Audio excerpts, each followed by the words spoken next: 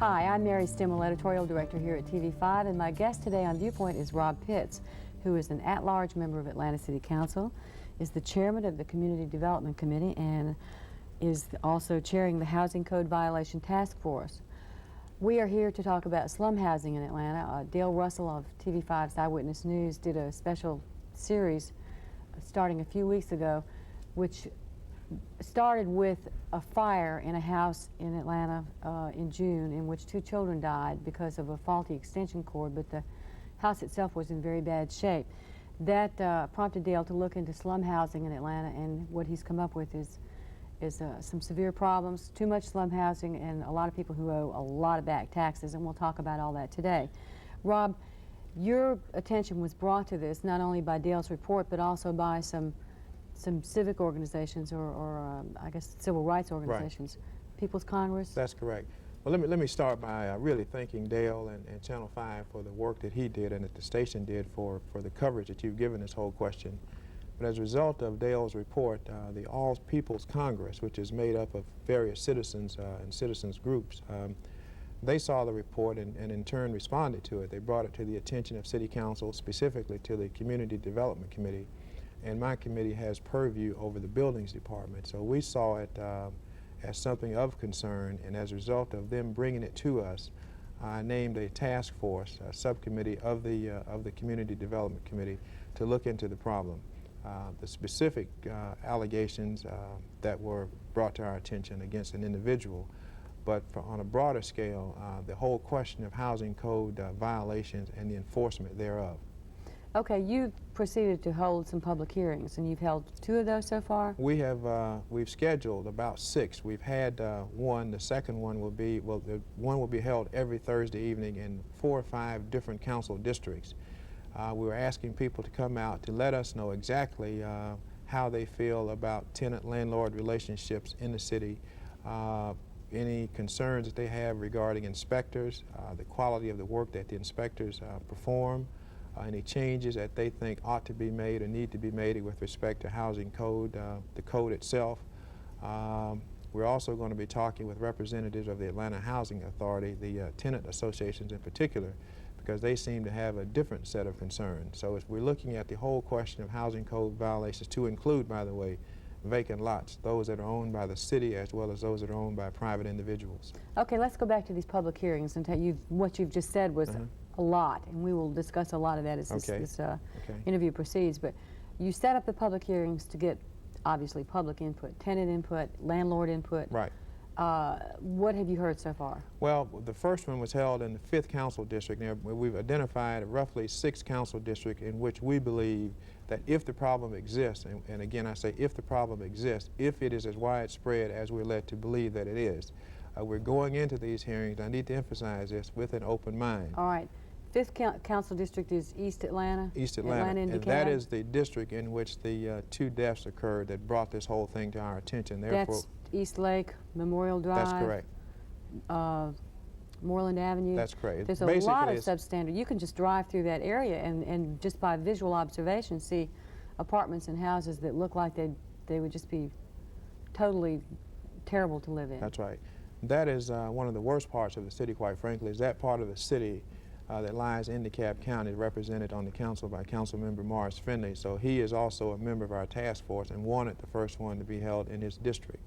At the first meeting, there were roughly some 50 to 100 people, including citizens and our city staff people who attended. The complaints range from leaky faucets to exposed wires to rats, garbage not being picked up. People expressed some concern about if they complain and landlords found out that they were the ones that complained, that they would be evicted. So we got an earful, to be very honest with you.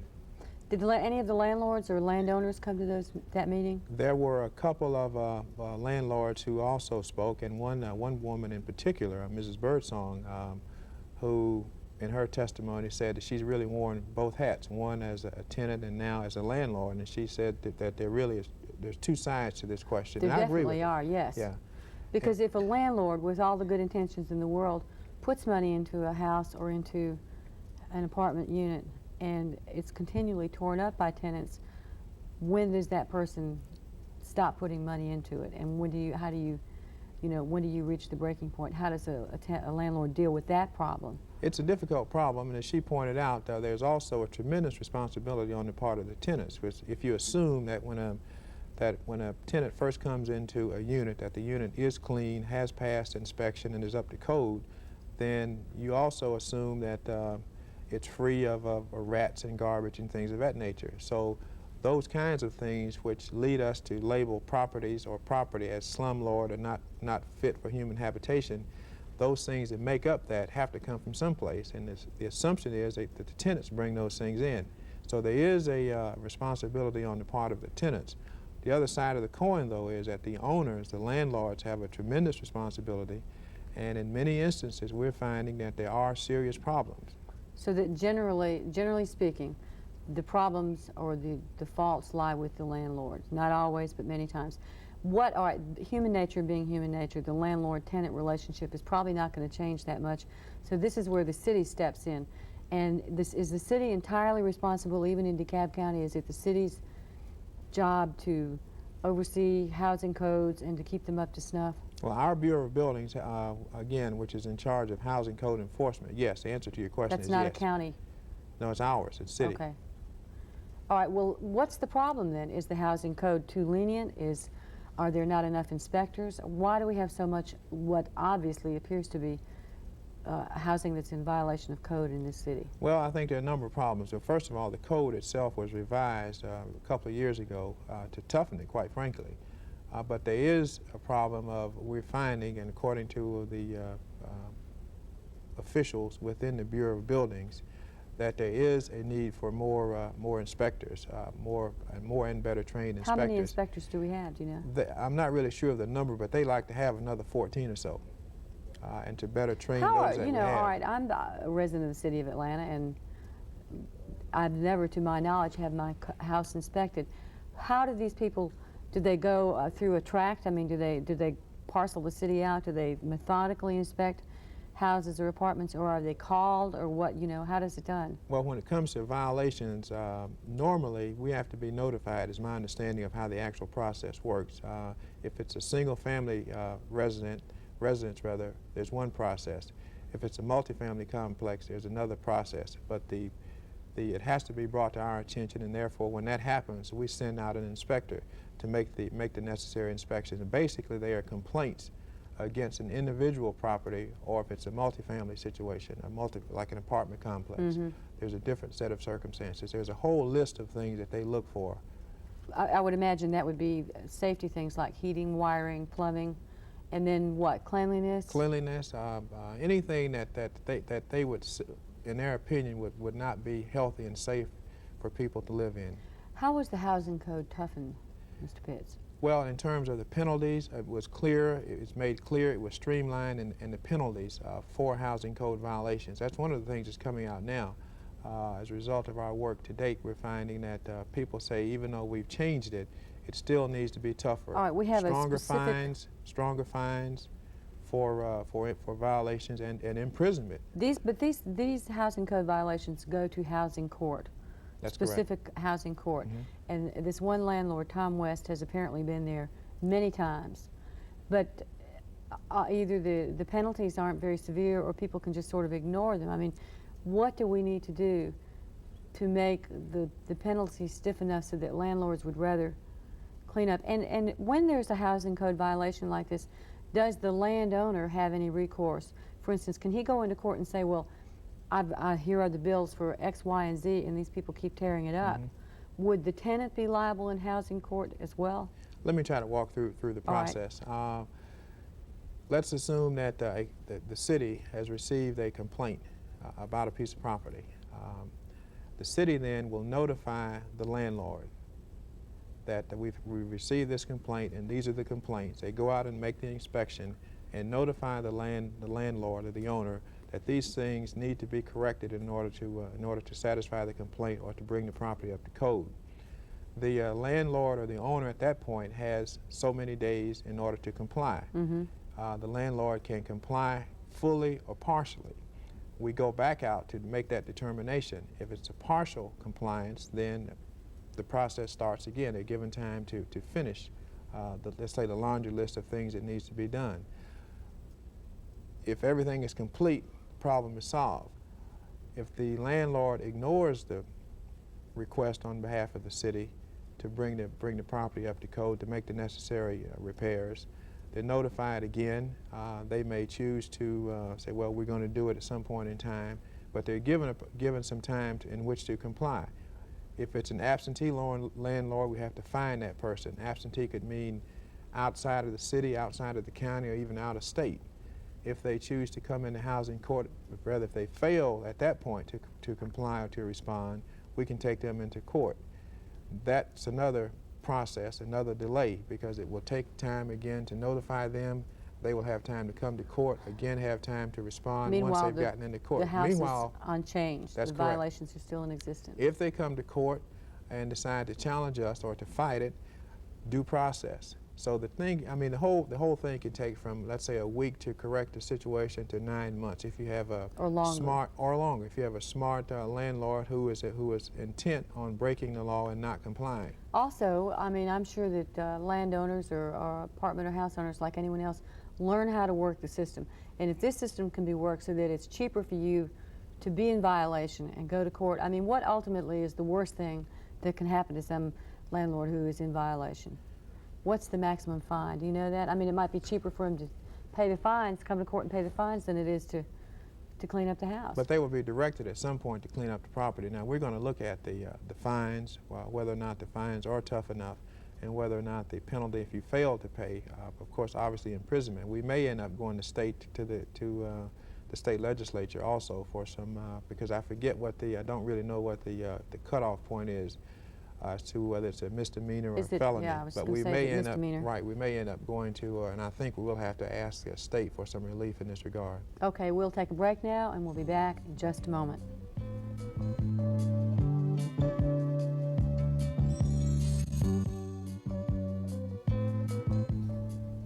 I'm Mary Stimmel, Editorial Director at TV5. My guest is Rob Pitts. We've been talking about slum housing, all of this beginning with a special series by TV5 investigative reporter Dale Russell. And we've talked about the landlord-tenant relationship, the landlord in violation, the tenant who may make it impossible for a landlord to keep housing in good shape. But this report has also uncovered another facet, which is that, again, Tom West specifically owes Fulton County nearly $700,000 in back taxes on a lot of these properties. And the county has a backlog of unpaid taxes of some $20 million, which by contrast with DeKalb County, which has only $2 million, means that we got a lot of money out there that's not being collected. What is City Council doing about this, if anything? Well, we've passed, state law requires that the county collect delinquent taxes for us on request, and that's important, on request. It's my understanding that the city has not requested the county to do so since 1981. Don't know why. Regardless of that, this week the Community Development Committee passed a resolution, simple resolution, requesting the county to move ahead to collect all outstanding taxes. Now, here's what can happen. That sounds great because of the publicity that's been generated about this, but there's a couple of policy questions that come into consideration as well. When the county then will go after, let's say, an individual or corporation, however it's owned, and there are a number of schemes that people use to avoid paying the taxes, first of all, it has to be advertised. On the day of the sale at the courthouse, on the steps of the courthouse, if the county does not receive a bid that equals or exceeds the actual amount of the taxes that are owed on the piece of property, plus the cost of the advertising and any other costs, then, or the other scenario, or no bid at all on that piece of property, then the city and the county have to buy that property. We pay our pro rata share, the county pays its pro rata share. And if that piece of property has been labeled by whatever someone's definition is of slum property, then the city and the county at that point theoretically become the owners of slum property. All right. In that case, with people in the city of Atlanta wanting housing as badly as they do, then why couldn't the city and the county turn around and resell that as part of an urban homesteading program? That's one of the things that we're going to consider, but let me continue with the scenario here.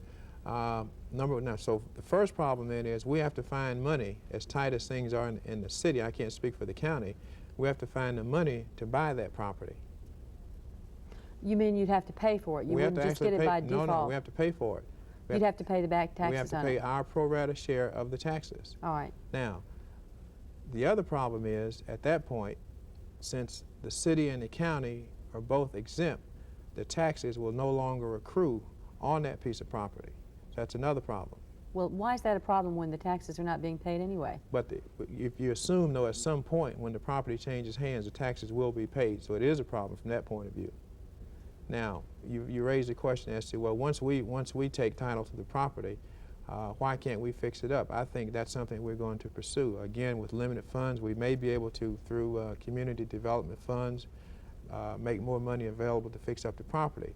The other side of the coin, though, is the question has come up, isn't it better, though, for a person to live in a piece of property that may not be like a mansion, let's say on West Paces Ferry, but it is a piece, they do have a roof over their heads. Now, that's a policy question we're going to have to deal with. Now, You mean, is it better to have is slum housing than no housing at all? no housing at all. That's a question that's come up, and it's a policy question we're going to have to deal with. Now, but don't you think that a lot of your constituents would get rather angry and probably are annoyed, at least, that there's one person out there, and others too, who owe almost $1 million in back taxes on property taxes when they are held accountable for, and being honest people, they go ahead and pay their taxes? I mean, is that right, everything else aside? You're correct. People are up in arms about that situation, and it's bigger than just the one individual that all of the attention has been, and corporations. And it's all going to come to head because the resolution has now been passed by at least one committee, and hopefully it'll be passed by full council on Monday, this coming Monday. And then the county at that point can move against the individuals and or corporations who owe the outstanding taxes. Because Dale Russell told me that when he was doing his investigating and he was talking to the DeKalb County tax commissioner, this tax commissioner said that you need to move immediately so that these things don't backlog, and then it becomes almost impossible to deal with it. Obviously, they do pretty well. They've only got $2 million in outstanding taxes. Mm-hmm. So why is it so?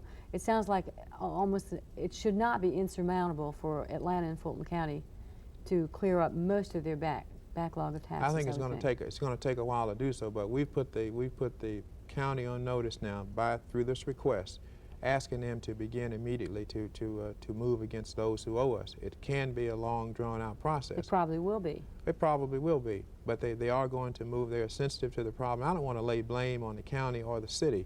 But the fact is, the city has not requested that the county move against delinquent payers since 1981. All right, well, let me ask you this then. Does the city always have to ask? Because Pat Glisson was quoted as saying that the county's always moving against people who owe back taxes, but and they don't always get the city's input on it. Well, the law requires that the city request the county to do so. I read the law myself. I've seen it. It does not say how, whether it means a telephone. In every instance, or once a year, or what? My conclusion, based upon what I read and based upon my conversation with the Mr. Roberts of the county, as well as the county attorney, somewhat on an annual, let's say on an annual basis. But again, it has not been done since 1981. Now, keep in mind, there's been a change in administration, so something could have fallen through the crack. With respect to going back several years prior to 1981, the question has come up as to whether or not did the city, in fact, make a decision, or individuals within city government, again, years ago, make a decision not to move against certain individuals. And apparently, I'm told that there is some correspondence to that regard. So there was I have not personally seen the correspondence. It sounds like a mess. It's a mess, but the council, in my judgment, will move to clean it up. And we've taken the first step, which is a big step, and that is requesting that the county begin to do so immediately. Okay, let's talk a little bit about other housing problems in Atlanta. One of those, sometimes the Atlanta Housing Authority itself has been called the biggest slumlord in the city. And I know that Sam Hyder has tried valiantly to get it cleared up. It has had management problems. It's been slapped on the wrist by the feds. You can ride by some projects, and Techwood and Grady Homes, I think, are in the process of being renovated, but Capitol Homes looks like a disaster. How do you fix up those problems? Got any ideas? Well, again, as a part of these hearings, we're also going to be talking with the leadership in the housing projects. They have some serious concerns, and I can't say that I disagree with some of their concerns. Tenant leadership? Tenant leadership. We're going to have one hearing in this subcommittee on housing code enforcement. We'll have one hearing designed exclusively to hear from tenants, the leadership, as well as tenants in Atlanta Housing Authority properties. One of their big problems is money. There's no question about it. It takes money to fix these projects up, and again, we talked about two sides of the coin. Once they're fixed up, I think the tenants in public housing also have a responsibility. But the first responsibility is on the part of the housing authority to fix the property up. The housing authority is a separate, independent entity, though, and you all have no authority over them. Is that correct? That's correct. They're run really by the director and the board of directors, in which we, the mayor, through the mayor, we confirm the board members of the Atlanta Housing Authority. Would there be any move to change that? Well, I hear rumblings that there are some leaders within the housing authority community from on the tenant side who are interested in making a change. They would like to see the city run it again. Now, there's nothing before us, but I'm told that there may be a move on their part, at least to bring that to our attention, their desire. Well, it seems, you know, is it impossible to manage this? What are there, 36,000 housing units, something like that? It's a big problem for us, but I think that we, and again, I have to say thanks to Dale and the Channel 5 for bringing this problem to our attention. It's not that we weren't aware of it. The vacant lot problem in particular is ongoing, but the fact that we do have some substandard housing in this city, just as other cities, but this is obviously our concern. So right. Given shrinking local dollars, shrinking federal dollars, we're going to have to do more with what we have. Does the Housing Code Office and the building inspectors, I don't know if those are even in the same Bureau of Buildings. Bureau, yeah. Mm-hmm. Are they responsible for all? Do they need help? I mean, do they need? You said they needed more people before. They need more. They need more inspectors. There's no question about it. How many are? You don't know how many there are now. No, but they need another. I think the number that I've heard Norm Copeland, who is the director of the Bureau of Buildings, say that he would like to have. I think it's another 14. And given the seriousness of this problem, my guess is that we'll see a request come budget time for some additional personnel, okay, inspectors in particular. Touch lightly, we haven't got much time left, on regentrification, which means that's the loose term for middle-class people, black and white, going back into a city neighborhood, buying, fixing, cleaning up, painting up, and the neighborhood becomes renovated, thus moving, displacing some poor people. But what's, you know, it seems to me, that maybe from my point of view, that that's a good thing. Well, it's not a good thing to displace the people. It's No. a good thing to go in and fix up. And I think that that appears to be a problem nationwide. My assessment and my findings indicate to date that it's not as big a problem as we're led to believe that it is. I think that the young people, the middle-class people, young professionals who are going in some cases, do not have good motives in mind, so to speak. But I do believe that on the whole, they understand what the problem is, and they understand that they're moving into these inner-city communities with low-income blacks and whites, and have made that choice to do so and want to live side by side with these people. Rob Pitts, we've just run out of time. Thank you for a very interesting discussion. Yeah.